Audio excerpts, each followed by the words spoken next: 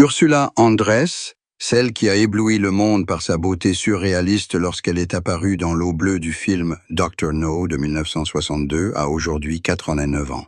Autrefois surnommée le premier sex symbole du cinéma James Bond, Ursula est non seulement le visage d'un âge d'or hollywoodien, mais aussi une image immortelle de charme, de liberté et de fierté. Cependant, derrière cette beauté qui a autrefois captivé des millions de personnes, se cache une vie pleine de solitude et de tristesse silencieuse qu'elle a mis presque toute sa vie à affronter et à admettre.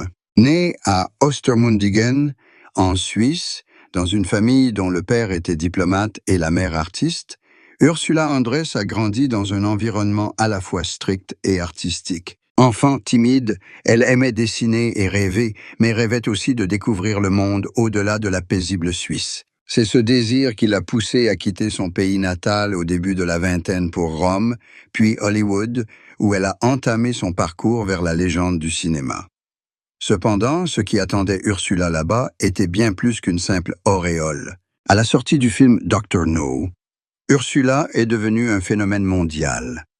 La scène où elle sort de l'eau en bikini blanc est entrée dans l'histoire, faisant d'elle un sex symbole des années 1960. Mais cette célébrité rapide et fulgurante a marqué le début d'années de deuil. Ursula a dit un jour que ce moment, bien que lui ayant apporté la célébrité, lui avait aussi fait perdre sa véritable liberté. Tout le monde voyait son apparence parfaite, mais personne ne savait qu'elle devait lutter pour conserver cette image. Une image qu'elle-même ne reconnaissait parfois pas comme la sienne. En amour comme en mariage, la vie d'Ursula Andress n'a pas non plus été paisible.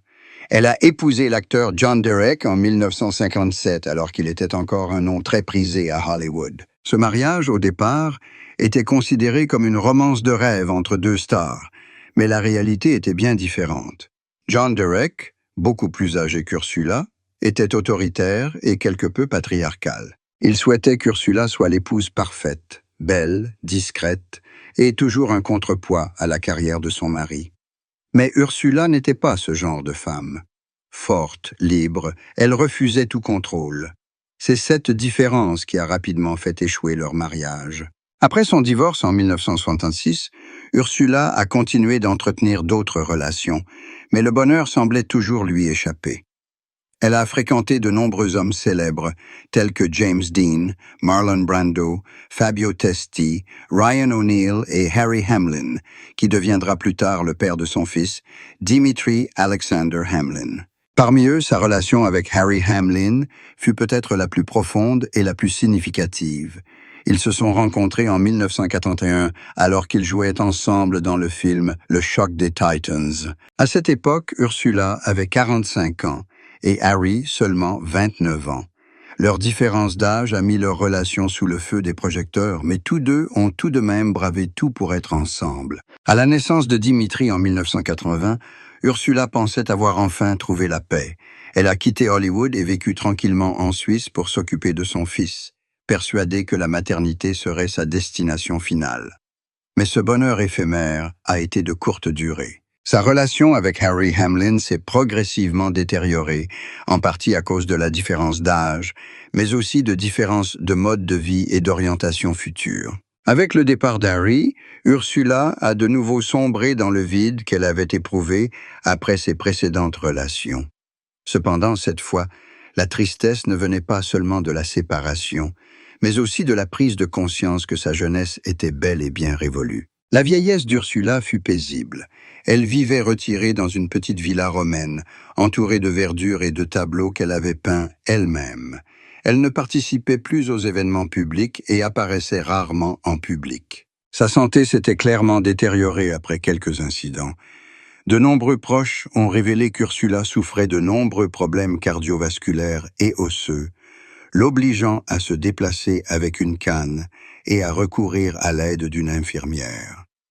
Mais ce qui inquiétait le plus sa famille n'était pas son corps, mais son esprit. Bien qu'elle ait toujours conservé une attitude noble et un sourire doux, elle semblait porter dans ses yeux une tristesse indescriptible, la tristesse de quelqu'un qui savait que le temps lui était compté et que les choses qu'elle n'avait pas eu l'occasion de dire ou de faire resteraient à jamais gravées dans sa mémoire. Son fils, Dimitri Alexander Hamlin, son unique enfant, était toujours à ses côtés pour prendre soin d'elle et l'accompagner.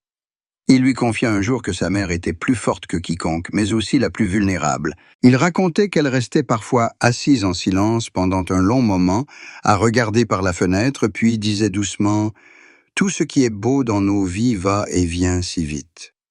Pour Dimitri, Ursula était non seulement une légende du cinéma, mais aussi une mère qui vivait avec toutes ses émotions. Il disait que même si elle le laissait rarement paraître, au fond d'elle, elle souffrait encore des pertes, notamment des amours passés qu'elle n'avait jamais vraiment enfermés dans son cœur. En grandissant, Ursula réalisa que la vie dont elle avait rêvé, pleine de glamour et d'honneur, ne pouvait apporter le véritable bonheur. Elle avait dit un jour que lorsque les projecteurs s'éteignaient, il ne restait que le vide.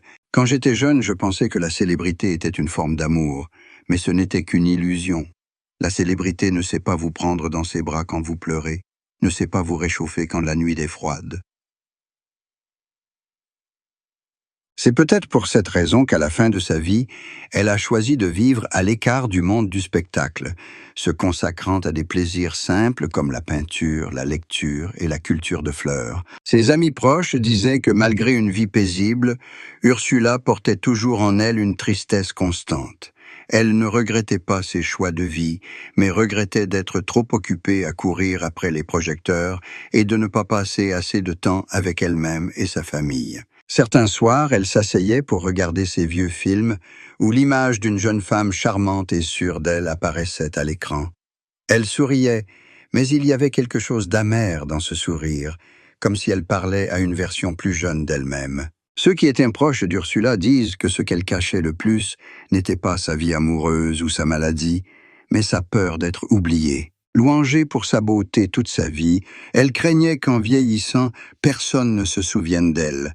Mais le temps lui a fait comprendre que les souvenirs ne disparaissent pas, ils changent simplement de forme d'existence. Elle dit que le bonheur d'aujourd'hui, c'est quand les gens se souviennent encore de la jeune fille sortie de la mer.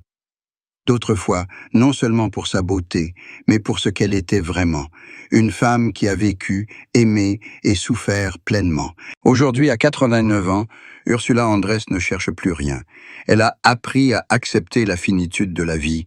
Les rides de son visage ne la rendent plus triste, mais sont devenues la marque d'années vécues pleinement. Dans la petite pièce où elle s'asseyait souvent, il y avait encore une photo d'elle et de son fils accrochée à côté d'un tableau qu'elle avait peint elle-même, une image de la mer, où de douces vagues léchaient le rivage et où une femme marchait au soleil. C'était une image d'elle-même, d'Ursula d'alors et d'Ursula d'aujourd'hui, toujours la même femme.